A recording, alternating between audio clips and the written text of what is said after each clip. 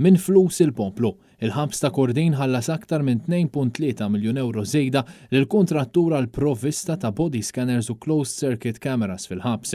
Dan kien konfermat mill-Awditur Ġenerali f'rapport li wera kif il-kontrattur tħallas madwar 4.5 miljun euro meta l-ftehim oriġinali kien jammonta għal 2.1 miljun euro.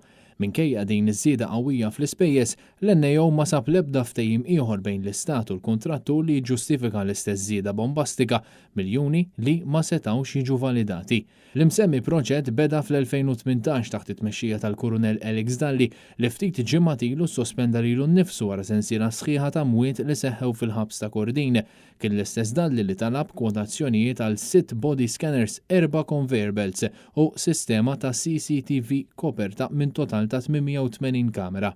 Sad-data tal-eluq ta' sottomissjonijiet f'Settembru tal-2018, il-ħabs kien irċieva 2 offerti għal body scanners u 4 offerti għas CCTV cameras. L-NAO qal li ma sab l-ebda evidenza li kien hemm bord biex jevalwa s-sottomissjonijiet. Ir-rapport sab ukoll nuqqas ta' dokumentazzjoni għal spezzjonijiet ta' kuljum li kienu jsiru minn speċjalista tan-netwerk li bdiet bħala żjara ta' siegħa f'Awwissu tal-2019 u żdiedet għal satejn minn Diċembru tal-2019.